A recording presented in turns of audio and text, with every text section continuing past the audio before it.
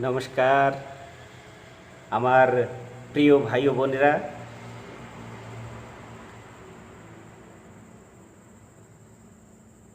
এই পৃথিবীতে যে পরিস্থিতি ঘনিয়ে উঠেছে সেটা খুবই ভয়াবহ ও যুগ পরিবর্তনকারী। মানুষের মনে কোভিড-19 এমন একটা ভয় সৃষ্টি করেছে যে মানুষ এখন ভাবতে শুরু করেছে যে আমাদের জীবন এখানেই শেষ হয়ে যাবে না তো, এই পৃথিবী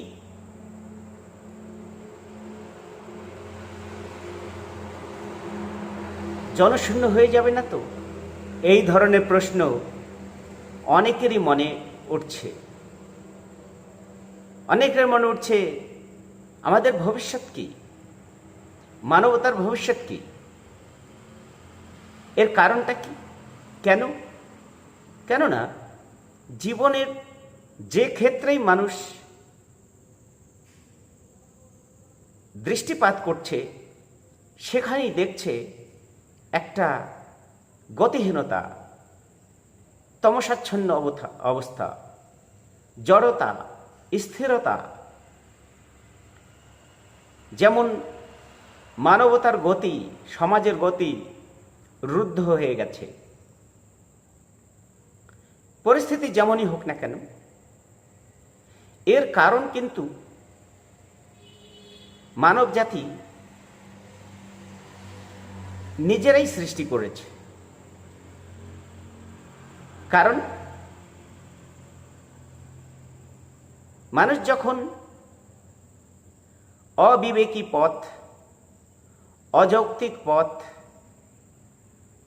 বুদ্ধিহীনতার পথ ধরে চলতে শুরু করে, তখনই জীবনে পতন বা স্থিরতা ও তমসাচ্ছন্ন হয়ে ওঠে। তাই আজকে প্রয়োজন বোধ হচ্ছে যে মানুষকে যদি সত্যিকারের বাঁচতে হয় তাকে বিবেকের পথ ধরে চলতে হবে। এই বিবেক জিনিসটা কি? কেন মা বাপকে যখন পা ছুঁয়ে প্রণাম করা হয় তো মা বাপ আশীর্বাদ দেয়, বিবেকবান হও, বুদ্ধিমান হও, ভালো হও, মানুষ হও? কেন এরকম বলে? কেননা জন্ম থেকে তো সবাই মানুষ হয় না, জন্ম থেকে সবাই পশুর ন্যায় ব্যবহার করে, কিন্তু তাকে মানুষ হতে হয় তার বুদ্ধির বলে, তার বৌদ্ধিক বলে, তার বিবেক এর মাধ্যমে। তাই আজ আসুন এই বিবেক জিনিসটা কি তা নিয়ে চর্চা করি। বাবা আনন্দমূর্তিজি, জগৎগুরু শ্রী শ্রী আনন্দমূর্তিজি বলছেন, মানুষের মনে অসংখ্য ভাবতরঙ্গ অনবরত সৃষ্টি হয়ে চলেছে। অনন্ত অসংখ্য ভাবতরঙ্গ সবসময় সৃষ্টি হচ্ছে, কিন্তু সব ভাবতরঙ্গ কি বিবেক বলা যেতে পারে? এর জন্য তিনি বলেন, বিবেক হল দুই বিচার বা দুই ভাব তরঙ্গের মধ্যে যেটা কল্যাণকর, শ্রেয়স্কর, সেই জিনিসটাকে স্বীকার করা। তো এখানে দু তিনটে শব্দ আমাদের সম্মুখে প্রস্তুত হচ্ছে। সেটা কি? বিচার কি, সিদ্ধান্তটা কি, আর বিবেক কি। তো যতই ভাব তরঙ্গ মনে সৃষ্টি হচ্ছে সবগুলো কি হয়? তাকে বলা হয় বিচার বা ডেলিবারেশন বলা হয়। যেমন ধরুন আপনার সম্মুখে একজন অপরাধীকে প্রস্তুত করা হয়েছে, তো সেই অপরাধীকে দেখে আপনার মনে কি ভাবছে? দুটো ভাব জাগছে। প্রশ্ন উঠছে যে সত্যিই কি সেই লোকটা অপরাধী, বা তার যে ইনোসেন্সি, প্রশ্ন হচ্ছে সেই লোকটা তো নিরপরাধও হতে পারে, সে তো ইনোসেন্টও হতে পারে। এখন সে অপরাধী কি নয়, সে ইনোসেন্ট কি নয়, এই দু ভাব তরঙ্গের মধ্যে কোনো একটা ভাব তরঙ্গকে আপনি মনে স্বীকার করেছেন ও নির্ণয়ে পৌঁছেছেন, একটা ডিসিশনে পৌঁছেছেন। এই যে সেই ডিসিশন বা নির্ণয়, তাকে বলা হয় বিচার। এটা বিবেক নয়, এটা হলো বিচার। ঠিক তেমনি যেমন চোর চুরি করতে যায়, এখন চুরি করতে গিয়ে তার মনে দ্বন্দ্ব শুরু হয় যে সে কি চুরি রান্নাঘর থেকে করবে, না সেই শয়ন কক্ষ থেকে শুরু করবে, না স্টোর থেকে শুরু করবে। এইভাবে দু থেকে বেশি যে ভাবতরঙ্গের মধ্যে কোনো একটাকে স্বীকার করা, এটাকে কি বলা হবে? এটা কি বিবেক বলা হবে? না, এটাকেও বিচার বলা হবে।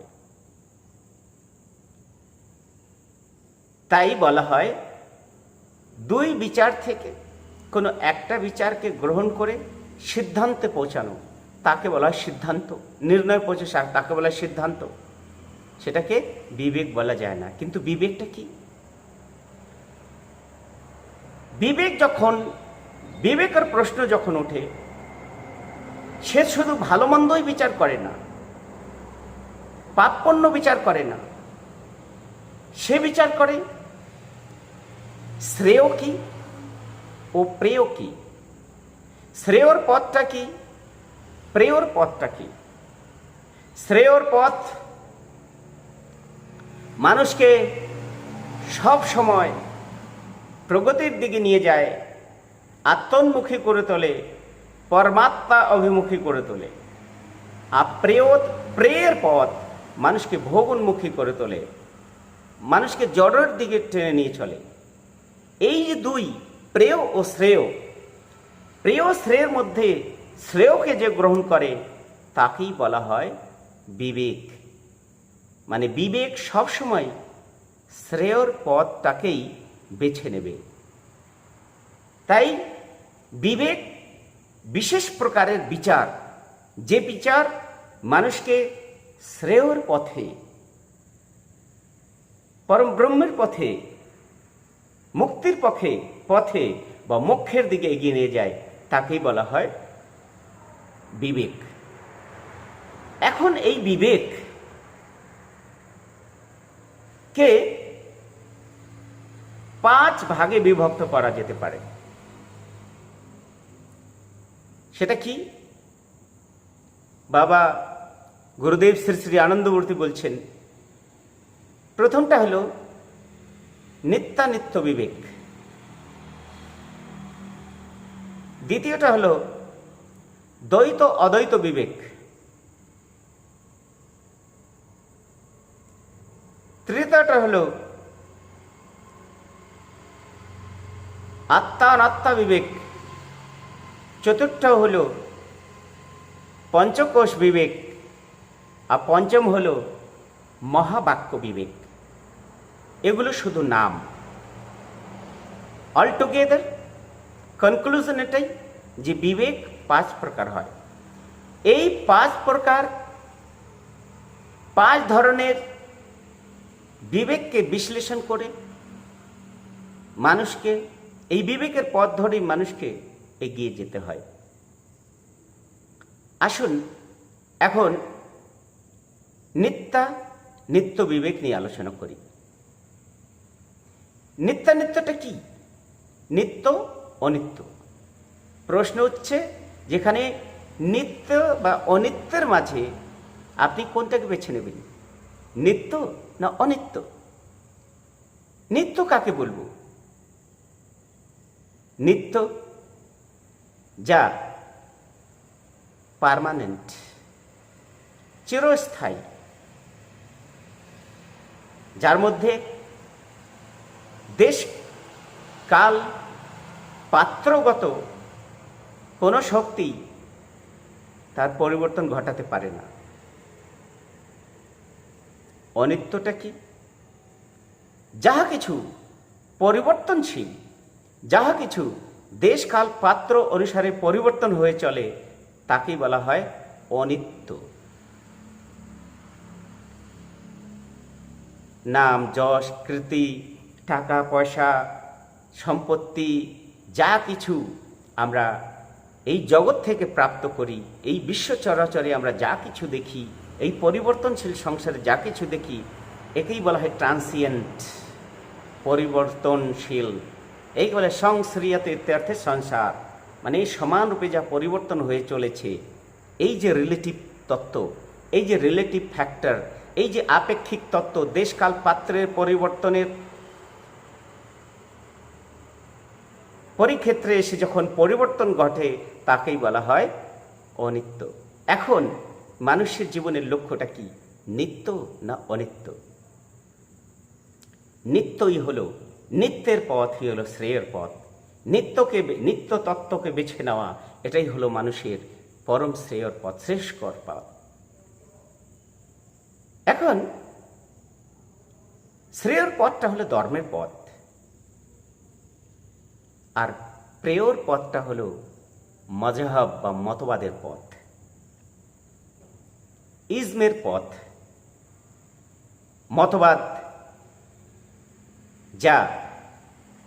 যার জন্মই দেশকাল পাত্রের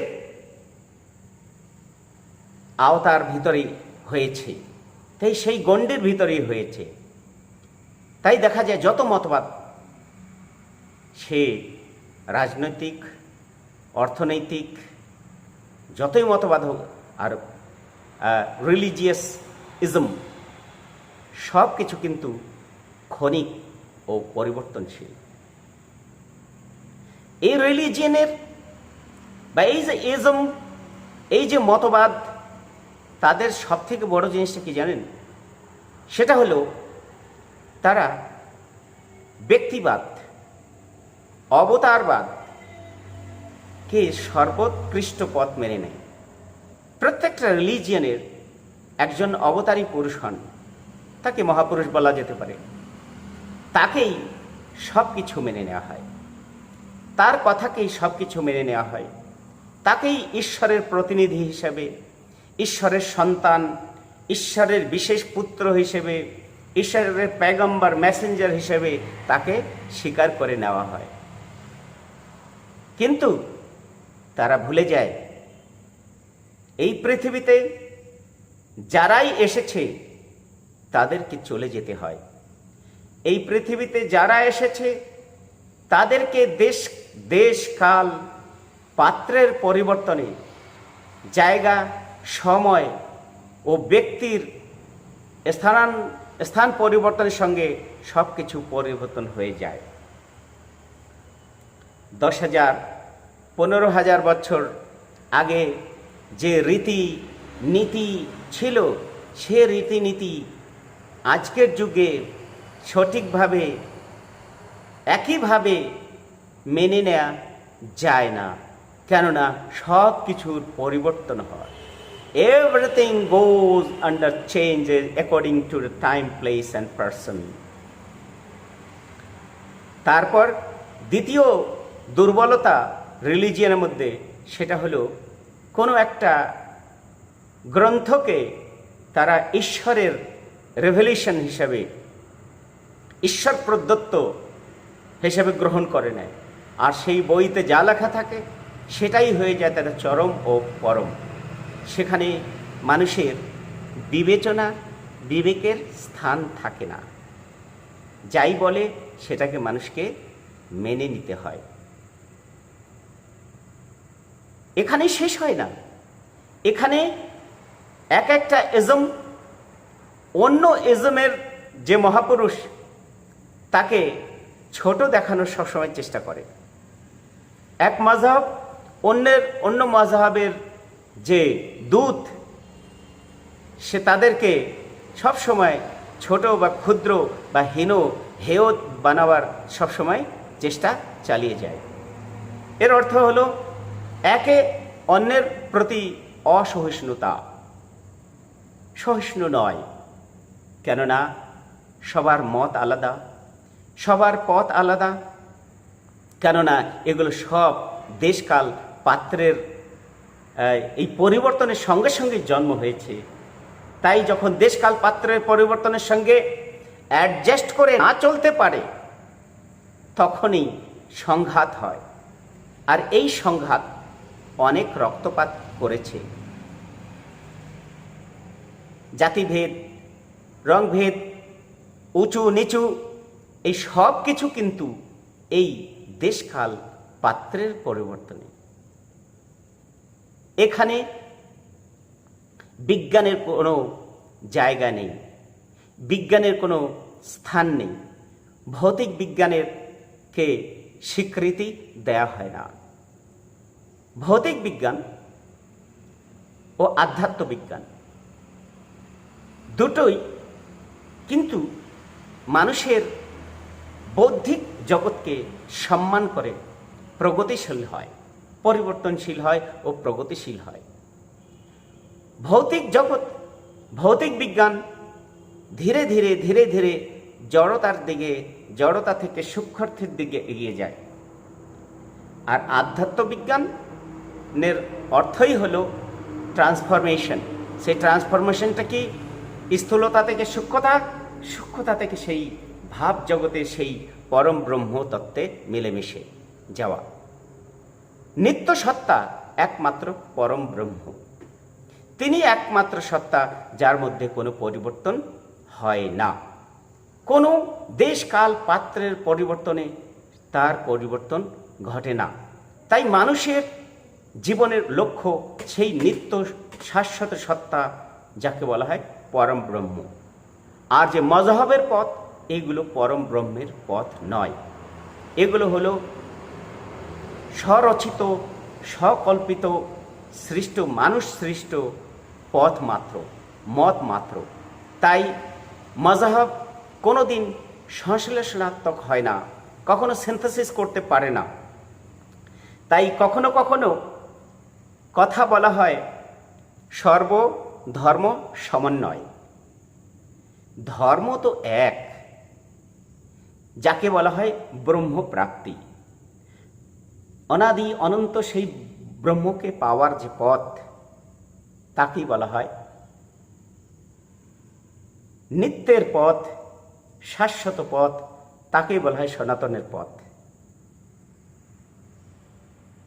ব্রহ্ম ছাড়া জীবনের অন্য কোনো কিছু, কোনো টেম্পোরারি জিনিসকে লক্ষ্য করে চলা, সেটা মযহব বা অনিত্য সত্তা দিকেই মানুষকে এগিয়ে নিয়ে যায়। তাই অনিত্য সত্তা অবিবেকের পথ, প্রেয়র পথ, কিন্তু এখানে মানুষের বৌদ্ধিক প্রগতিকে রুদ্ধ করে দেয়। কেননা এখানে বুদ্ধির কোনো জায়গায় নেই। তাই বলা হয় মযহব মে আকল কা দখল नहीं है। তাই নিত্য সত্তাকে বেছে নেওয়া, অনিত্যের পথ ছেড়ে নিত্যের পথে চলে যাওয়া, তাকে বলে নিত্য অনিত্য বিবেক। অ্যাজ এ হোল জীবনের লক্ষ্য মযহব নয়, জীবনের লক্ষ্য হলো ধর্ম, যেটাকে বলে আধ্যাত্মিকতা বলা হয়। আর যেটা হলো একমাত্র লক্ষ্য, সেটা হলো পরম ব্রহ্মের প্রাপ্তি। দ্বিতীয় পথ, যেটা হলো বিবেক, সেটা হলো দ্বৈত অদ্বৈত। ঈশ্বর সংখ্যায় দুটো কি এক? God is singular or plural? নিত্য সত্তা এক ও সিঙ্গুলার, সিঙ্গুলার ইন নাম্বার। তাই সেখানে ডুয়ালিটির প্রশ্নই ওঠে না, দ্বৈত ভাবের প্রশ্নই ওঠে না। তিনি হলেন অদ্বৈত সত্তা, সিঙ্গুলার এন্টিটি, এক্সট্রিম মনিজম বলা যেতে পারে। ঈশ্বর এক ও অদ্বিতীয়, তাই অদ্বৈত দ্বৈত মানে তিনি অদ্বৈত না তিনি দ্বৈত, তিনি হলেন অদ্বৈত সত্তা। তাই নিত্য বিবেক ও দ্বৈত অদ্বৈত বিবেক ইন্টারলিঙ্ক থাকে। তাই অদ্বৈতের পানে এগিয়ে যাওয়া সেটাই হলো দ্বৈত অদ্বৈত বিবেকের পথ। মানে এখানে দেখা যায় কেউ হয়তো সম্পত্তির ভগবান, ধন সম্পত্তির মালিক, কেউ হয়তো এমন দেবী দেবতার প্রচার করে যারা রোগ ছড়ায়, কেউ হয়তো শক্তির পূজারী, যে শক্তি দেবতা। এইভাবে বিভিন্ন দেবতা দেবীর সৃষ্টি করে মানুষ প্রেয়র পথে এগিয়ে যায়। যশম দেহি বলম দেহি, এই হলো মজহবের পথ। তাই এই দ্বৈতের পথ না ধরে মানুষকে অদ্বৈতের পানেই এগিয়ে যেতে হয়, সেই হলো একমাত্র নিত্যসত্তা। তৃতীয়টা হলো আত্মা অনাত্মা বিবেক।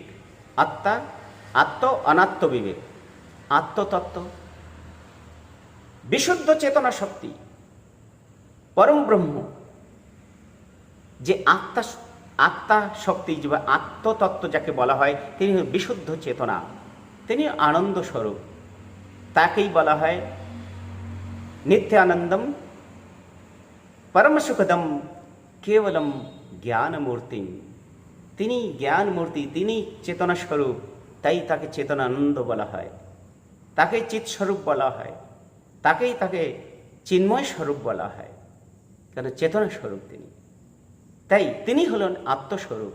তাই অনাত্মস্বরূপ যা কিছু এই রিলেটিভ ফ্যাক্টর, সেগুলো জীবনের লক্ষ্য নয়। তাই সেই আত্মতত্ত্বের দিকে, আত্মজ্ঞানের দিকে মানুষকে এগিয়ে নিয়ে যাওয়ার পথ, এটাই হলো আত্মা অনাত্ম বিবেক। তাই অনাত্ম তত্ত্বের দিকে মানুষকে এগিয়ে যাওয়াটা ঠিক নয়। চতুর্থ নম্বরটা কি? পঞ্চকোষ বিবেক। আমরা সবাই জানি আমাদের মন, সে মনের পঞ্চকোষ রয়েছে, 5টা লেয়ার রয়েছে, স্তর রয়েছে। সেই 5টা স্তর অনন্ত জ্ঞানের সমুদ্র। তাই এক এক কোষের ধ্যান করে মানুষ অনন্ত জ্ঞানের সাগরে ডুবতে থাকে, জ্ঞান প্রাপ্তি করে। আর মানুষ জ্ঞান জগতে ভাবতে শুরু করে যে এই জ্ঞানই সব কিছু, জ্ঞানের দ্বারাই সব কিছুকে পাওয়া যেতে পারে।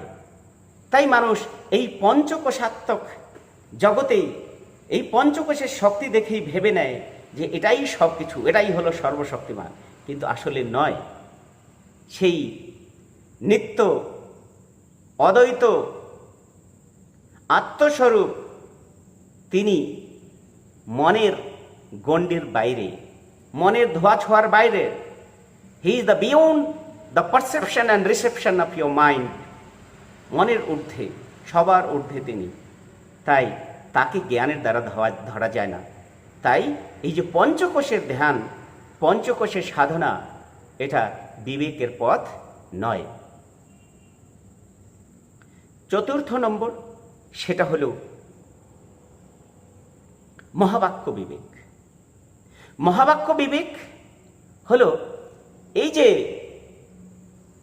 চতুর্থ, এই যে 4টে যে বিবেক, সেই বিবেকেরই পরিণাম।